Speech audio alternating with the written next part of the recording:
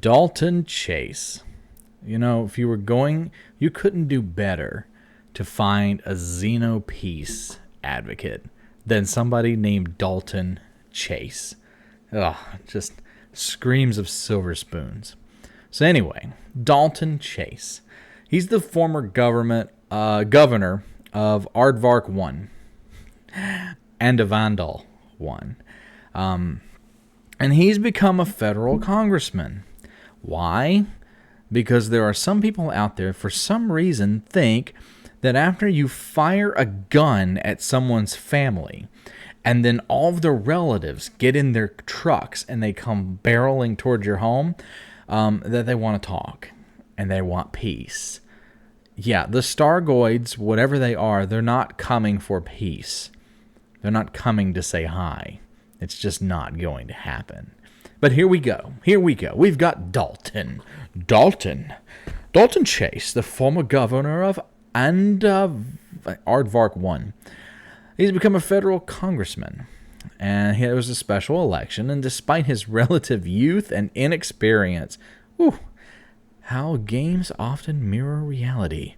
Many voters within the congressional district were influenced by Chase's charm and positive campaign message. Positivity sells, doesn't it? His enthusiasm for opening diplomatic relations with the Thargoids resonated with younger voters. The Liberal Party has also ran a creative PR campaign across social channels, which was amplified by many countercultural ice casters. I don't know. Well, I was going to say I don't think the Thargoids have Twitter, but yes, they do. They actually do have an @the_Thargoids Twitter account. And if you're one of the lucky commanders out there, you'll be followed by them. They're not me, trust me, but they're really cool. They like to talk about barbecue sauce and stuff like that. After formally swearing in and taking his oath of office, Congressman Chase proclaimed that I'm conscious that some view of me as an unorthodox or contrarian, perhaps even soft on Thargoids, but I take the security of the Federation as seriously as any of my honorable colleagues. Achieving peace with another species, and therefore saving the lives of countless federal citizens, would be considered the great moral victory of our generation. Good grief. All right. Congratulations were offered by Shadow President Felicia Winters, who referred to Chase as a spirited addition to our ranks. Political analysts observed that she made no mention of his affiliation with the Xeno peace movement. Why would she? Because that's one of the interesting parts about this particular system of government, is it only takes a small group of people in the right area to affect overall change in policy, because all you have to do is get a few people in the right district to vote for some lunatic like this, get him into office, and we already know what he's about. You don't need to mention it. We're well aware that he wants to hug the Thargoids. More power to him. Political analysts, although some in the Liberal Party have expressed sympathy with its intentions, the majority consider it too radical to ever be officially endorsed. I won't know about that. We have seen some strange things happen in the history of humanity. And so hopefully it won't be endorsed. Hopefully the fact that the Thargoids have been, murdering people would be something that would be cause for concern among the general population and among the political elite. I would assume they would not want to become human barbecue, but you never know. Key members of the Thargoid Advocacy Project have thanked Congressman Chase for helping to establish the pro-peace megaship Kingfisher. What a waste. You could have put some guns on it and called it King's Crusher. Anyway, this is currently being outfitted with specialist technology designed to transmit signals of various types in the hope of being able to effect two-way communication with the Thargoids. Hey, guess what?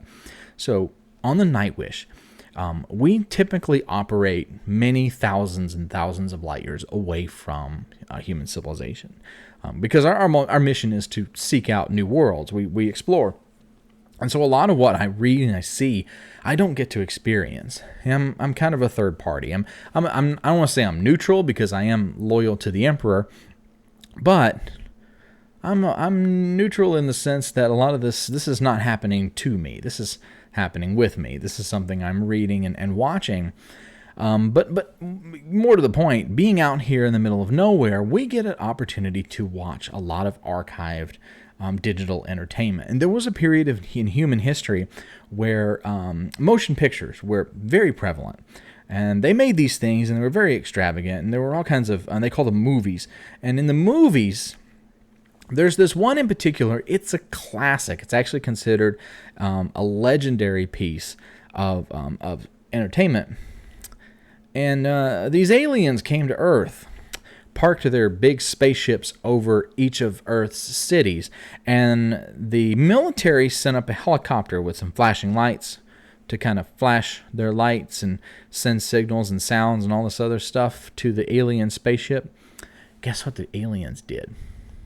Oh, if you think they reached out and said hi, yes, they did with their laser gun, with a giant freaking laser.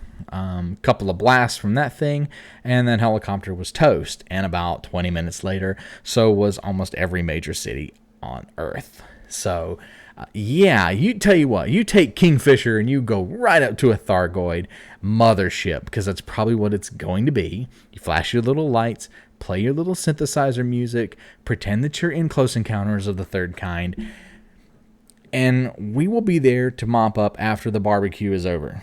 We'll just say that. So good luck with that. My goodness, this is really something. And it's funny. I think this is funny. And there were a couple of articles over the past week, but I picked this one because this one is just so ridiculous. This Dalton Chase character. Because it also ties into this other article which came out. Now, Canon Research has been doing amazing work with calculating the trajectory of the Stargoid entities and looking to see where they're going, how fast they're going, all these different things. Most people, most commanders, there's always outliers, but most commanders have already realized that these things are coming for our home worlds. They're coming for the core systems. Sol, Sirius, all these places that we have built up a bulk of human civilization, these things are coming. We already know that.